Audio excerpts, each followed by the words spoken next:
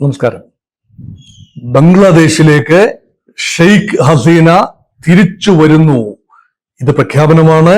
ഷെയ്ഖ് ഹസീന പറയുന്നു, ഞാൻ എന്റെ മാതൃരാജ്യത്തേക്ക് തിരിച്ചെത്താൻ പോവുകയാണ്. തൽക്കാലം പ്രവാസത്തിൽ കഴിയുന്ന ഷെയ്ഖ് ഹസീന കഴിഞ്ഞ ദിവസം ഒരു വീഡിയോ കോൺഫറൻസിംഗിൽ, പ്രത്യേകിച്ച് കൊല്ലപ്പെട്ട പോലീസുകാരുടെ, ബംഗ്ലാദേശി പോലീസുകാരുടെ വിധവകളുമായി നടത്തിയ ഒരു വീഡിയോ കോൺഫറൻസ്, അത് 10,000-കണക്കിന് ആളുകളാണ്, ബംഗ്ലാദേശികളാണ് പല ഇടത്തു നിന്നും ലൈവായി കണ്ടത്.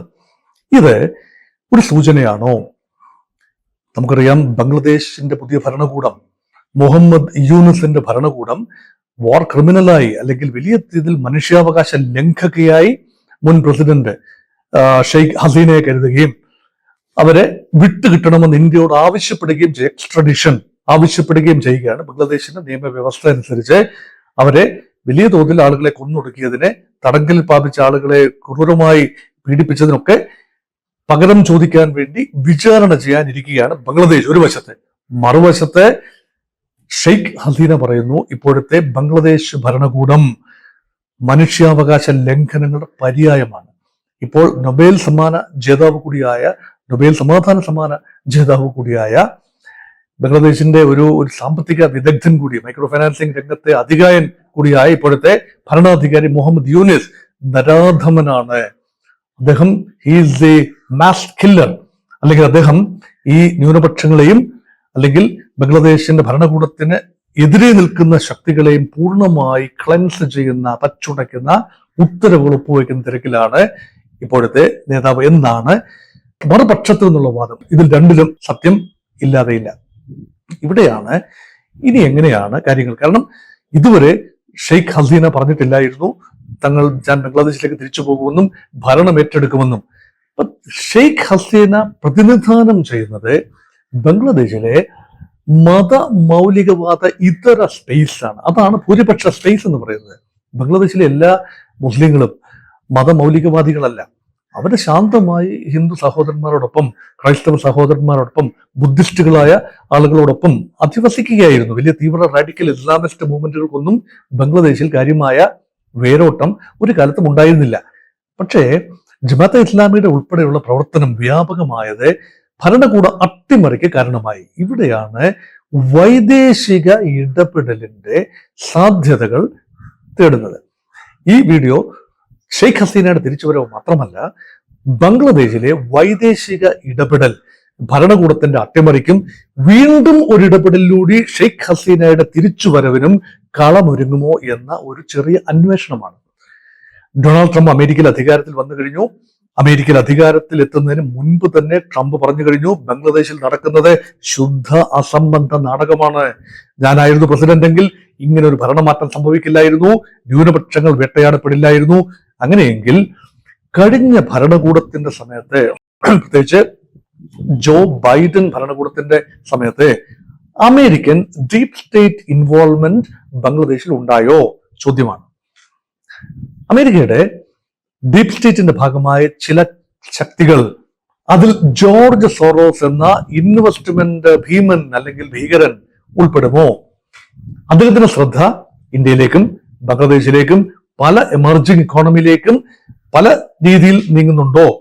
അങ്ങനെയെങ്കിൽ ബംഗ്ലാദേശിന്റെ ഭരണകൂടത്തെ അട്ടിമറിക്കാൻ പ്രതിപക്ഷത്തോടൊപ്പം, പരിഷ്കരണവാദികളോടൊപ്പം, വിദ്യാർത്ഥി പ്രക്ഷോഭകരോടൊപ്പം, അല്ല എങ്കിൽ സംവരണ വിരുദ്ധ പ്രക്ഷോഭകരുടെ ഇടയിലേക്ക് നുഴഞ്ഞു കയറിയ ജമാഅത്തെ ഇസ്ലാമിയോടൊപ്പം പ്രവർത്തിച്ചുവോ? അദ്ദേഹം വലിയ തോതിൽ ഫണ്ട് നൽകിയോ? നേരിട്ട് നൽകാനാവില്ല, നേരിട്ടല്ലാതെ പല ഏജൻസികളിലൂടെ അമേരിക്കൻ ഫണ്ടുകൾ നൽകിയോ? ഒരു സൂചന ഇപ്പോൾ പുറത്തു വരുന്നുണ്ട്. ഇന്ത്യക്ക് നൽകിയ ഒരു $21 million USAID, United States agency for international development, അത് ഇലക്ട്രൽ പാർട്ടിസിപ്പേഷൻ കൂട്ടാൻ വേണ്ടിയാണ്. കൂടുതൽ പേര് പോളിംഗ് ബൂത്തിലെത്തി വോട്ട് ചെയ്യുന്നു എന്ന് ഉറപ്പുവരുത്താൻ ജനാധിപത്യ രാജ്യങ്ങളെ സഹായിക്കാനുള്ള USAID അനുസരിച്ചുള്ള ഒരു ഫണ്ടാണ്. അത് ഡോഡ്ജ്, അല്ലെങ്കിൽ ഈ ഇലോൺ മസ്ക് നേതൃത്വം നൽകുന്ന ഭരണപരിഷ്കാര സംവിധാനമാണല്ലോ ഡോഡ്ജ്. ഈ അമേരിക്കൻ ചിലവ് ചുരുക്കലിന്റെ ഭാഗമായി അനാമത്ത് ചെലവുകളെല്ലാം ഒഴിവാക്കുന്നതിന് ഭാഗമായി, ഗവേണൻസ് കുറച്ചുകൂടി ലളിതമാക്കുന്നതിന് വേണ്ടി ഉള്ള നീക്കങ്ങളുടെ ഭാഗമായി ഇന്ത്യക്കുള്ള സഹായം ഏകപക്ഷീയമായി അമേരിക്ക പിൻവലിച്ചു. ഇന്ത്യക്ക് ആ സഹായം ആവശ്യമില്ല എന്നത് മറ്റൊരു കാര്യം. അത് എന്തിനാണ് അങ്ങനെ സഹായം? ഇന്ത്യ ഒരു ജനാധിപത്യപരമായ ലോകത്തെ ഏറ്റവും വലിയ ജനാധിപത്യ രാജ്യമാണ്. നമുക്ക് സംവിധാനങ്ങളുണ്ട്, നമുക്ക് നടത്തിയെടുക്കാനുള്ള പണമുണ്ട്, ഇലക്ഷൻ കമ്മീഷൻ ഉണ്ട്. എന്തിന് അമേരിക്കയുടെ പണം? അത് പ്രതിപക്ഷത്തിന് സ്വീകാര്യമാകുന്ന രീതിയിൽ പ്രതിപക്ഷത്തെ ആളുകൾ അത് ഉപയോഗിച്ചുകൊണ്ട് ഇന്ത്യയുടെ ഭരണകൂടത്തെ അല്ലെങ്കിൽ BJP ഗവൺമെന്റിനെ, നരേന്ദ്രമോദി ഗവൺമെന്റിനെ അട്ടിമറിക്കാൻ ആ പണം ഉപയോഗിച്ചു എന്ന രീതിയിലുള്ള രാഷ്ട്രീയ വിവാദം ഇന്ത്യക്കുള്ളിൽ കൊടുമ്പിരിക്കൊള്ളുമ്പോൾ ബംഗ്ലാദേശിലേക്കാണ് ശ്രദ്ധ. 21 മില്യനാണ് ഇന്ത്യക്ക് അനുവദിച്ചതെങ്കിൽ 29 മില്യനാണ് ബംഗ്ലാദേശിന് അനുവദിച്ചത്. അത് വലിയൊരു തുകയാണ്. അപ്പൊ 200 കോടിയോളം രൂപയാണത്. അപ്പൊ അത്രയും കോടി ഡോളേഴ്സ് അനുവദിക്കുമ്പോൾ അത് വലിയ തുകയാണ്. ആ തുക ബംഗ്ലാദേശിനെ സംബന്ധിച്ചിടത്തോളം, ഇന്ത്യയെ സംബന്ധിച്ചിടത്തോളം വലിയ തുകയല്ല. അത് ഈ പ്രക്ഷോഭകാരികൾക്ക് അതിന്റെ ഒരു പങ്ക് ലഭിച്ചിട്ടുണ്ടാവുമോ, അല്ലെങ്കിൽ അത് റൂട്ട് ചെയ്യപ്പെട്ടിട്ടുണ്ടോ? അപ്പൊ ഭരണമാറ്റം കൊണ്ടുവരാൻ മുൻ ഗവൺമെന്റ് ആഗ്രഹിച്ചുവെങ്കിൽ ഇപ്പോഴത്തെ ട്രംപ് ഗവൺമെന്റ്, മുൻ ഗവൺമെന്റ് ചെയ്ത എല്ലാ കാര്യങ്ങളും തെറ്റാണെന്ന് എണ്ണി സ്ഥാപിക്കാൻ ശ്രമിച്ചുകൊണ്ടിരിക്കുകയാണ്. അങ്ങനെയെങ്കിൽ മുഹമ്മദ് യൂനസ് ഡൊണാൾഡ് ട്രംപിനെ അനഭിമതനായ ആളായി മാറിക്കഴിഞ്ഞുവോ? മുഹമ്മദ് യൂനസിനെ താങ്ങി നിർത്തുന്ന ശക്തികൾക്കെതിരെ ഡൊണാൾഡ് ട്രംപ് പദ്ധതികൾ ഒരുക്കുമോ? അതിന് ഇന്ത്യയുമായി ചേർന്നുകൊണ്ട് ഒരു ക്ലാൻഡസ്റ്റൈൻ നീക്കം നടത്തുമോ? പ്രഥമ ദൃഷ്ട്യാ ഉത്തരം ഇല്ല. കാരണം ഒറ്റ നോട്ടത്തിൽ നോക്കുമ്പോൾ വിദേശ രാജ്യത്ത് ഇടപെടില്ല എന്ന അമേരിക്കയുടെ നയം, അതിനുവേണ്ടി ചെലവഴിക്കാൻ അമേരിക്കയ്ക്ക് പണമില്ല എന്ന ട്രംപിന്റെ പ്രഖ്യാപിതമായ പോളിസി. മറുപക്ഷത്ത് അമേരിക്കയുടെ താല്പര്യങ്ങൾ അവിടെ സംരക്ഷിക്കപ്പെടേണ്ടതുണ്ട്.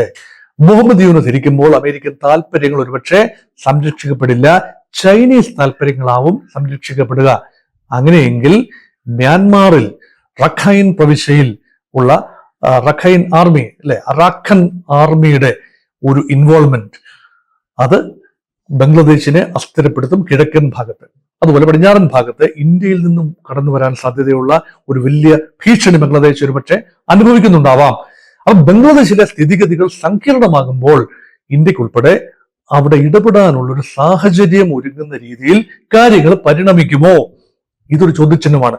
ആ ഒരു വിടവിലേക്ക് കണ്ണെറിഞ്ഞുകൊണ്ടാണോ ഷെയ്ഖ് ഹസീന കഴിഞ്ഞ ദിവസം ഞാനിതാ ബംഗ്ലാദേശിലേക്ക് വരുന്നു എന്ന രീതിയിലുള്ള പ്രഖ്യാപനം വന്നത്? ഷെയ്ഖ് ഹസീനയ്ക്ക് ഏതെങ്കിലും രീതിയിൽ ഉറപ്പുകൾ നൽകിയിട്ടുണ്ടോ അമേരിക്കയുടെ ഭാഗത്തു നിന്നോ ഇന്ത്യയുടെ ഭാഗത്തു നിന്നോ? വ്യക്തമായ, ഇന്ത്യയുടെ ഒരു സുഹൃത്താണല്ലോ ഷെയ്ഖ് മുജിബുർ റഹ്മാന്റെ മകളായ ഷെയ്ഖ് ഹസീനയ്ക്ക് ഉറപ്പുകൾ നൽകിയിട്ടുണ്ടോ? അപ്പൊ എന്താണ് ഉരുത്തിരിഞ്ഞു വരുന്നത്? ഏതാനും ദിവസങ്ങൾക്കുള്ളിൽ ബംഗ്ലാദേശിലെ ചിത്രം മാറി മറിയാനുള്ള സാധ്യത കാണുന്നു. അതിന്റെ ഏർലി സൂചനയാണ് ഷെയ്ഖ് ഹസീനയുടെ ഭാഗത്തു നിന്ന് വന്ന ഒരു പ്രതികരണം. ബംഗ്ലാദേശിൽ ഒന്നൊന്നായി മുജിബുർ റഹ്മാന്റെ, അവിടുത്തെ രാഷ്ട്രപിതാവായി പരിഗണിക്കപ്പെടുന്ന ഷെയ്ഖ് ഹസീനയുടെ പിതാവ് ബംഗബന്ധു മുജിബുർ റഹ്മാന്റെ പ്രതിമകൾ വികൃതമാക്കപ്പെടുന്നു, താഴെ തള്ളിയിടുന്നു. ആ മുൻ ഭരണകൂടവുമായി, അതായത് അവാമി ലീഗുമായി ബന്ധപ്പെട്ട എല്ലാ പ്രതീകങ്ങളും നശിപ്പിക്കപ്പെടുന്നു. അവാമി ലീഗിന്റെ പ്രവർത്തകരെ വലിയ തോതിൽ വേട്ടയാടുന്നു. അവരിൽ ചിലരെങ്കിലും ഹിന്ദുക്കളാണ്, മതപരമായ ഹിന്ദുക്കളാണ്. ചെറിയ വിഭാഗമേ ഉള്ളൂ. ബംഗ്ലാദേശ് ജനസംഖ്യയുടെ 8% മാത്രമാണ് ഹൈന്ദവ ജനത. അവരുടെ ഒരു വലിയ പിന്തുണ യഥാർത്ഥത്തിൽ അവാമി ലീഗിന് ലഭിക്കുന്നു. ചരിത്രപരമായുള്ള ഇന്ത്യ ബംഗ്ലാദേശ് ബന്ധവും അതിനകത്ത് അന്തർലീനമാണെന്ന് കാണാം. അതേസമയം ബംഗ്ലാദേശിന്റെ മുൻ പ്രതിപക്ഷമായ ഇപ്പോൾ വെയിറ്റിംഗ് ഇൻ ദ വിങ്സ് കാര്യങ്ങൾ കാണുന്ന ബീഗം ഖലിദ സിയയുടെ ബംഗ്ലാദേശ് നാഷണലിസ്റ്റ് പാർട്ടി, ആ പാർട്ടി സ്ഥിതിഗതികൾ സാഗൂതം വീക്ഷിക്കുകയാണ്. അപ്പൊ ഇവിടെ ഒരു ബംഗ്ലാദേശിൽ ഒരു തീവ്ര റാഡിക്കൽ, ഒരു റൈറ്റ് വിങ് റാഡിക്കൽ ഇസ്ലാമിസ്റ്റ് ഭരണകൂടം ആത്യന്തികമായി വേരുറക്കുകയാണോ? അതിനെ എന്തു വിധേനയും മറികടക്കാൻ ഉള്ള തന്ത്രങ്ങൾ മെനയുന്നതിന്റെ ഭാഗമായി ഷെയ്ഖ് ഹസീന ഒരിക്കൽ കൂടി റെസിസ്റ്റൻസിന്റെ കുന്തമുനയാകുമോ? ഫിലിപ്പീൻസിലും ഇന്തോനേഷ്യയിലും തായ്ലൻഡിലും ഒക്കെ മുൻകാലത്ത് പ്രവാസത്തിലായിരുന്ന പല നേതാക്കളും തിരിച്ചെത്തി ഭരണത്തിൽ വരുന്നത് നമ്മൾ കണ്ടതാണ്. അതുപോലെ ഒരു അത്ഭുതം അവിടെയും ബംഗ്ലാദേശിലും ഷെയ്ഖ് ഹസീനയുടെ രൂപത്തിൽ, തിരിച്ചുവരവ് രൂപത്തിൽ സംഭവിക്കുമോ? ഒരിക്കൽ കൂടി ബംഗ്ലാദേശ് വീണ്ടും പ്രക്ഷുബ്ധമാകുമോ? അവിടെ ആഭ്യന്തര യുദ്ധത്തിലേക്ക് നീങ്ങുമോ? ഇതൊക്കെ കാത്തിരുന്ന് കാണേണ്ട കാര്യങ്ങളാണ്. ജാഗ്രതയോടുകൂടിയാണ് ഇന്ത്യ ഇപ്പോൾ കാണുന്നത് ഈ കാര്യങ്ങളെ.